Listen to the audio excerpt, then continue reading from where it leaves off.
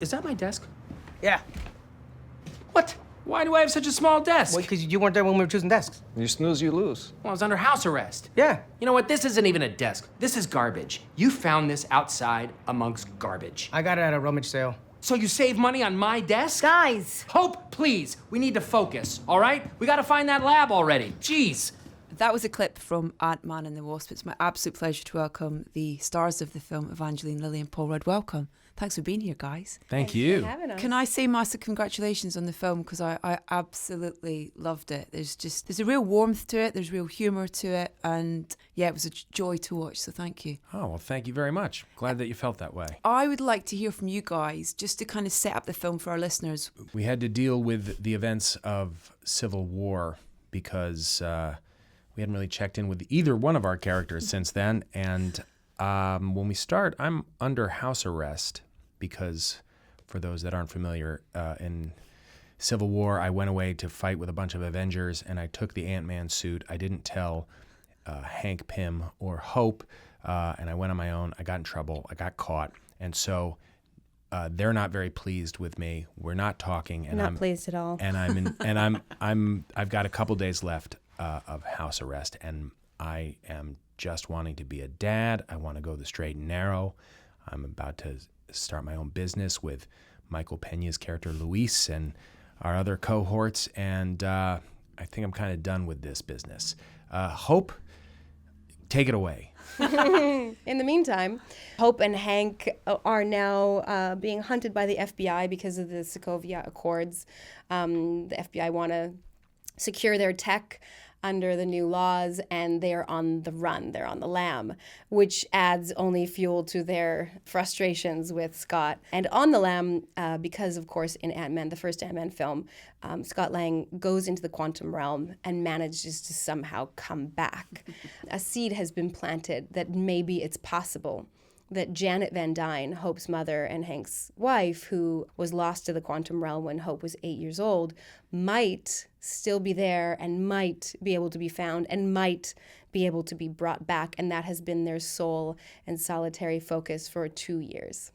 Family is really at the heart of everyone's story, really, in the film, and it's told with such heart and humour, I think, as well. I really want to take my kids to see it. I've got a 10-year-old and a 5-year-old boy. My one slight concern is that my 5-year-old is a hoarder, and if I take him to see it, we are going to have to keep every cardboard box for the next 2 years, because that is the best cardboard slide I have ever seen.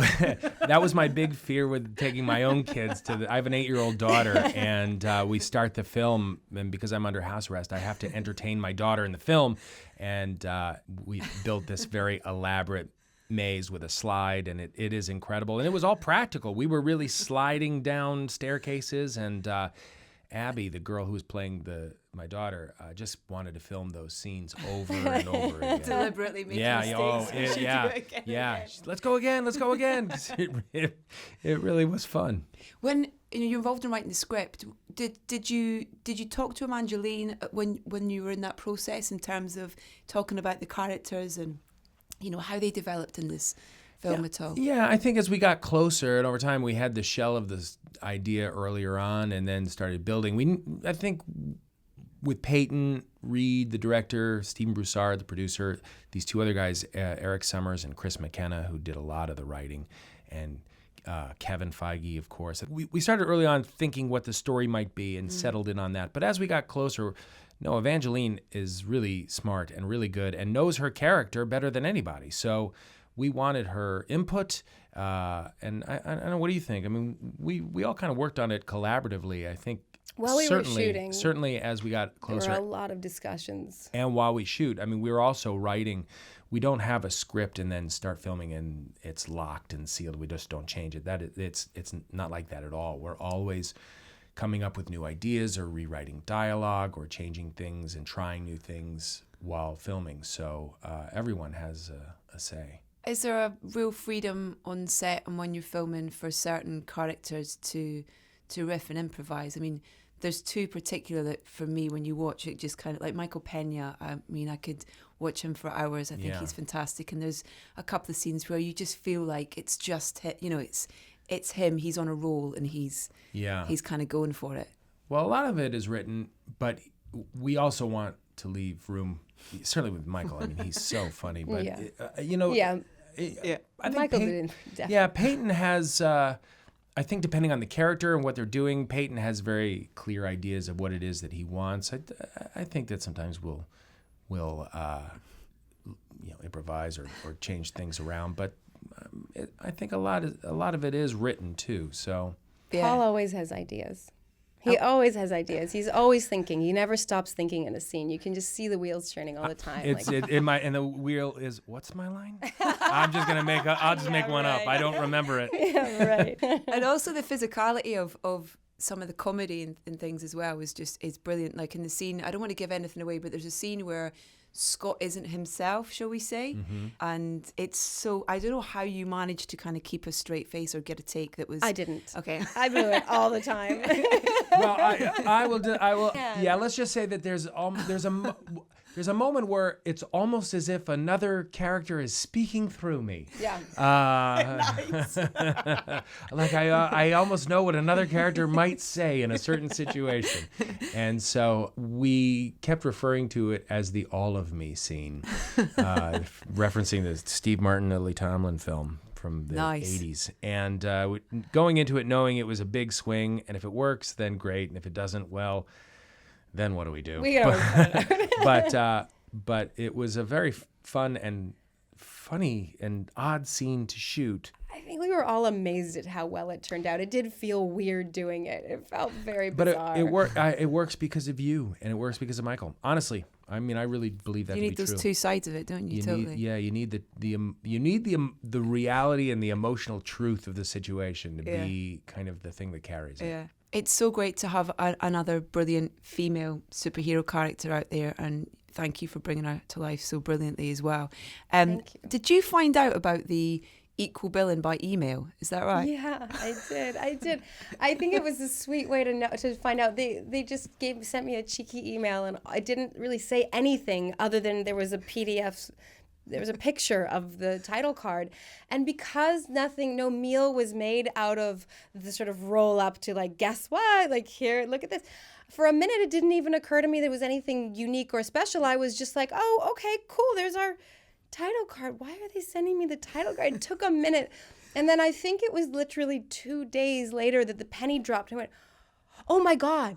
Oh, like that's why they, and it became, a moment. And then I was very honored and very excited. And at the time I still didn't know that Marvel had made 20 films without putting a female superhero in the title. So I don't think, although I was excited, I don't think I quite knew the extent to which that was kind of a big deal and a big moment. And then since I've been doing press, people have asked me about it so much. Yeah. And it's really become apparent to me how lucky I am to be in this role and in this movie and in this moment. There's so much on the script and stuff, but so much of you is behind bringing her to life and how she moves and how she reacts and stuff on screen, and the preparation for that was that fun side of it as well. It's particularly going from the first film to this as well, because there's a change there as well. It was the most challenging side of the preparation. I think people initially, ask like, oh, how is it? Did you have to work out really hard? Did you have to train really hard? And I'm always saying the hardest part actually was marrying the hope from the first film to the hope in the second film, because there was such an enormous emotional shift that had happened through the healing that went on between her and Hank in the first film, that I wanted it to be visibly apparent that she was a different person, that she was a new woman, she had grown, she had healed, she was in a better place in her life. And, that was specific to Hope. But then for the Wasp, I had very specific ideas of how I wanted her to come across. And I really, really wanted to honor the original comic books. And in the original comic books, Janet was a fashion designer. The Wasp was a fashion designer. And she would change her costume with her mood. I mean, she was constantly changing them. And she moved in very, very elegant, graceful, feminine ways. And she was also very sexualized, as most of the female superheroes were in the original comic books. And I wanted to hang on to all of that grace and elegance and femininity while also removing the sexualization of the character. And that was a unique challenge to figure that balance out. Peyton Reed is such a fan of women and such a fan of the original comic books that he was a fantastic ally and sounding board in figuring out what was the right tone to strike with her. Yeah. And having Michelle Pfeiffer there as well, I remember watching Catwoman and kind of going, yes. Yes. Awesome. I know you're nodding your head there as well, Paul. Oh, yeah. And it was just like, it was a revelation as a kind of little girl going, this is a cool chick on camera kicking butt. So having her there as well. She was my icon when I was a little girl. I was freaking out when they cast Michelle for this role because she was, I mean, I think as a little girl, you don't know what you're connecting to necessarily, but as an adult woman, I can look back and see, you were connecting to the fact that women tend to be told you get to be either powerful and respected and formidable or sexy and beautiful and desirable. And she just owned all of that. She was everything. And as a little girl, you see that and realize, I can be everything. I can be all of it. And if she can, then I can.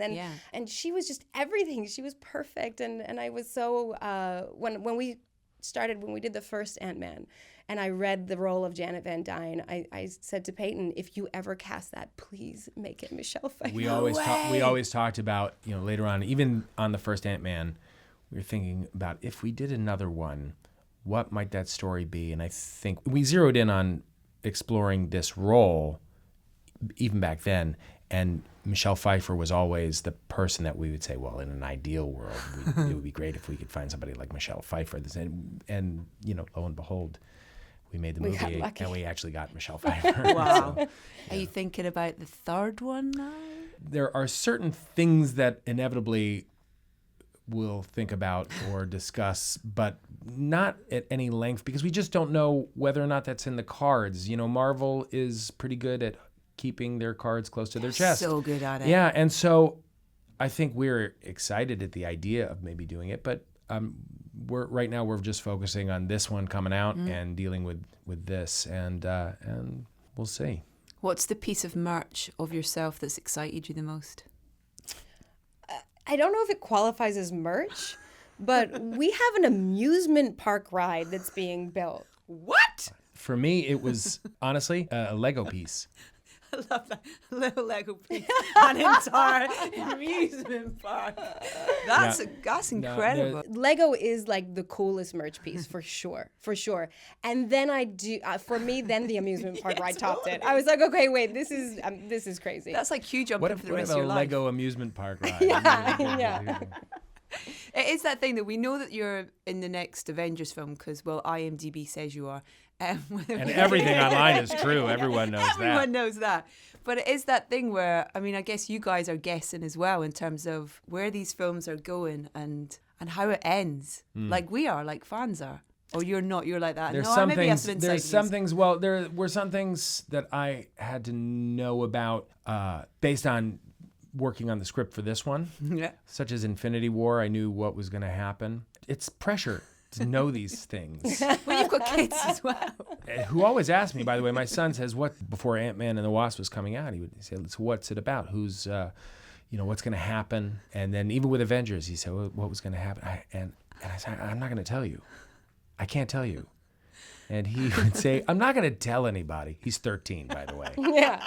Well, if you're not going to say anything, then all right, I'll tell you. But it is a weird and stressful position to be in sometimes, to hold on to these government secrets. Well, listen, thank you for your time today and congratulations on the film again. Great to chat to you. Thanks, guys. It's been a pleasure.